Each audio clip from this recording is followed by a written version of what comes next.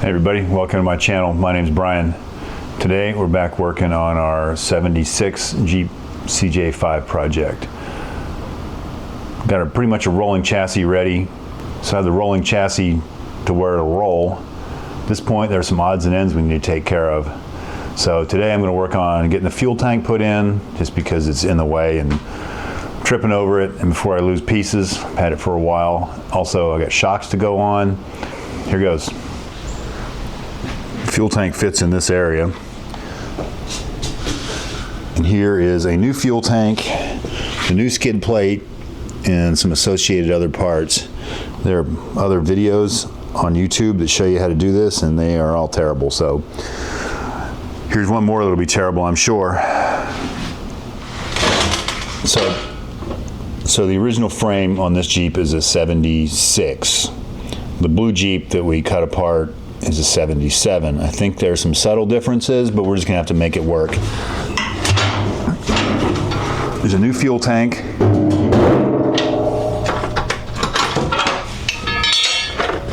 There's a fuel tank inner liner, or I don't know, it goes between what they call the fuel tank skid plate, and this was all completely gone on the other one.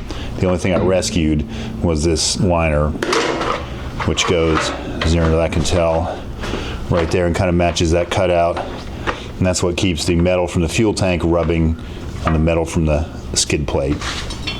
These two brackets go on the side, and they are slightly different.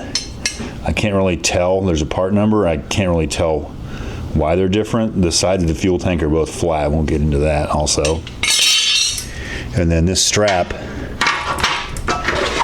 goes in that slot and goes through this bolt in the back, or goes through this hole with this long bolt. And that seems to line up the best in that direction.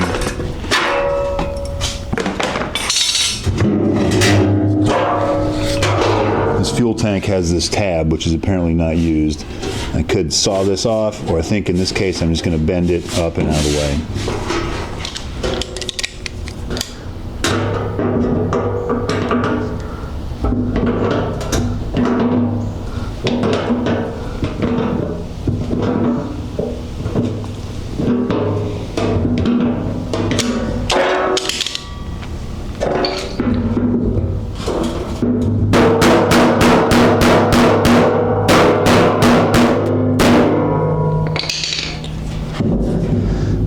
Should clear.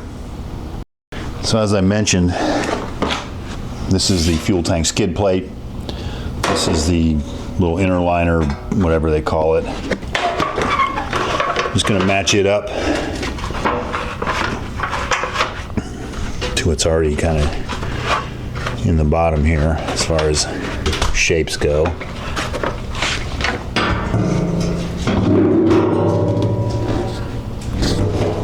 The fuel tank has this kind of square notch and a little triangular part here, so it should all kind of match up in there.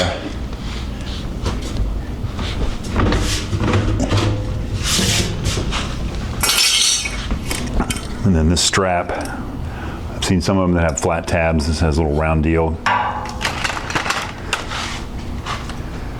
It goes down in this cutout, big square slot, and then it turns and goes through that hole. When I hacked out the other tank in the blue Jeep, this part was also in there. The only place I can tell that this goes is right here. Is the only place it really fits. So we'll put what's left of it right there, and that'll provide some cushion for this strap.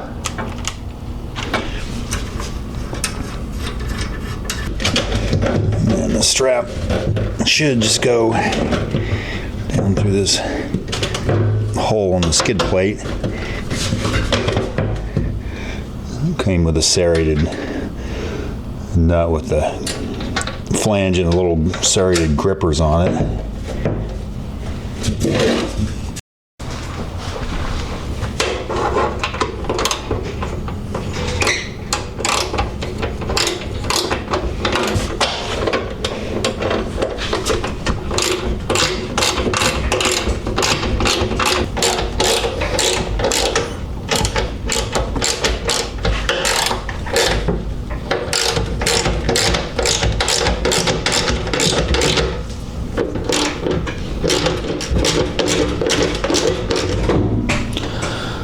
crazy? How about how that's metal to metal right there?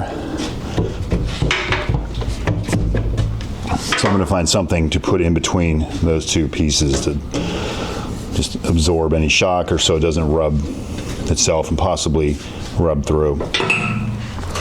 Got a piece of this rubberized flashing material like you would use on your house for flashing. It's sort of sticky, sort of gooey and rubbery. We'll just put that in there and send it.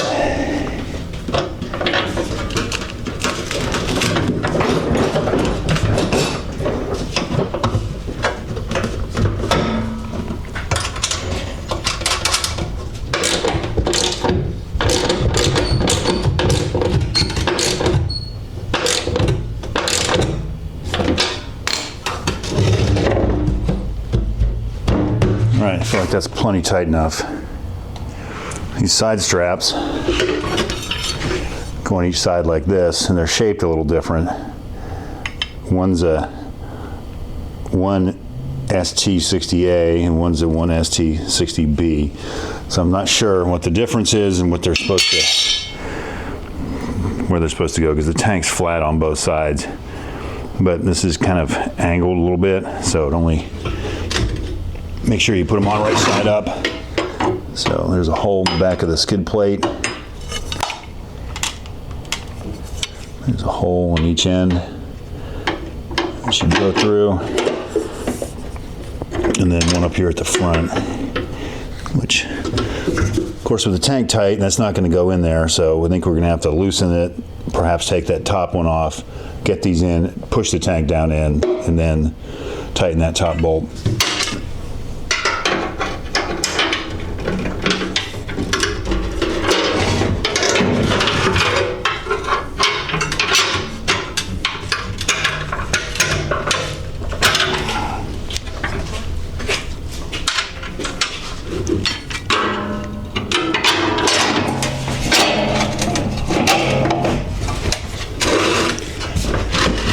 All right, so those straps are started.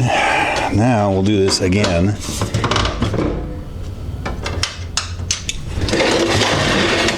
These side straps did not come with nuts.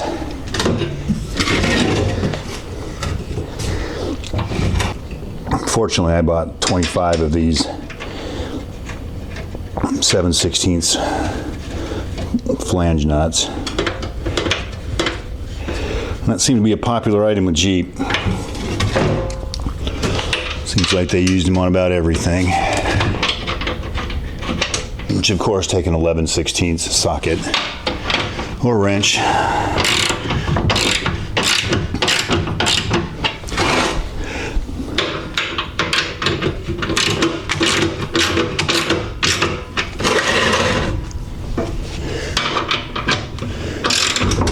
I'm not going to go crazy with these yet. I'm just going to get them started and believe we can get to all this once this is in the vehicle, and if we need to make any adjustments with how far this is drawn together, etc., we can do that. So along this back flange, there are carriage bolts in here that drop down into these squares, and this kit comes with little metal washers. So you drop the carriage bolt in, this little metal washer pushes up on, and that holds the bolt from pushing up out of the hole.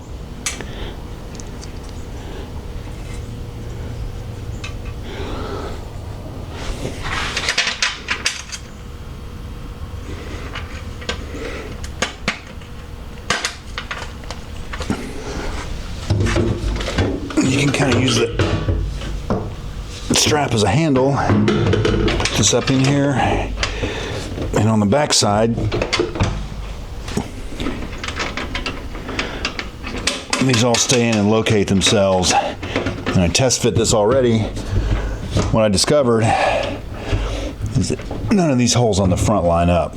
So for right now, I'll just locking plier this thing in place and probably just re-drill these holes through the tank flange and then put the bolts in there. Up here under the back, we can go ahead and snug these up.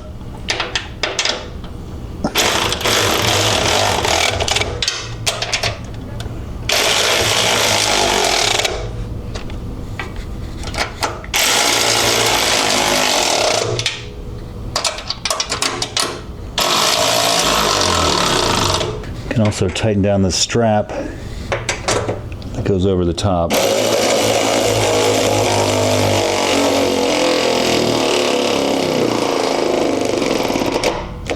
My batteries pretty much had it. So with these holes not lining up, I'm just going to make new ones right in the tank flange. Should be plenty of clearance. I'm going to pull this back just a little bit and clamp it.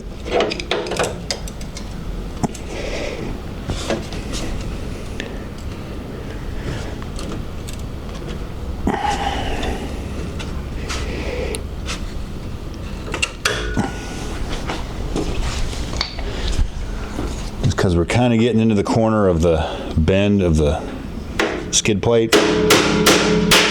So we'll just flush that up. This is a 21/64 bit.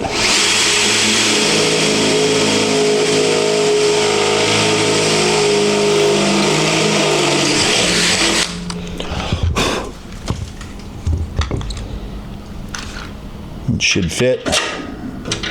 5/16 bolt.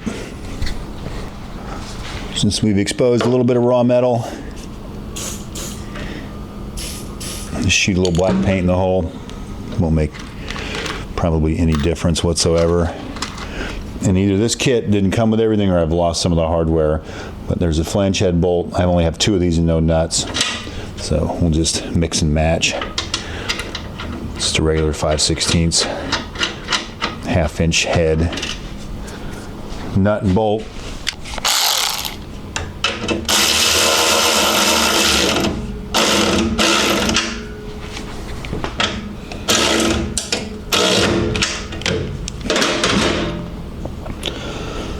Now we'll just repeat that all the way across. Should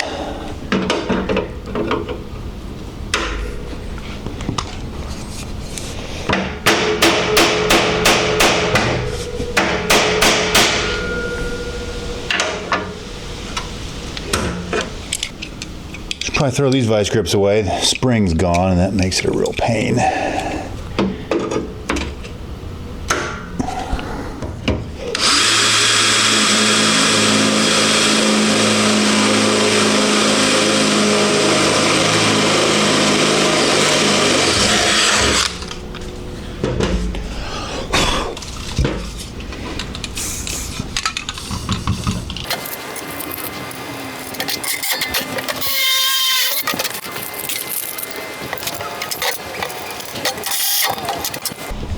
Now with that all secure, let's go in here and tighten these side straps down.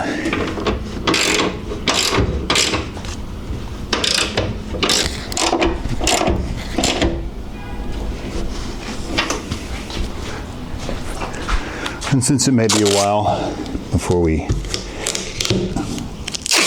finish this, cover all these holes up. Just to keep stuff that doesn't belong in there out. I have new shock absorbers to go on. They're KYB. Anyway, that's what they are.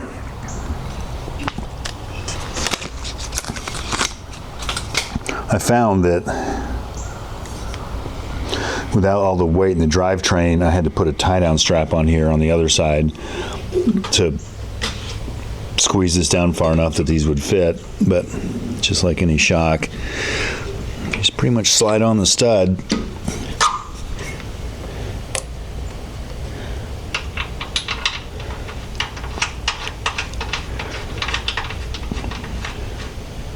Just need to tighten that down.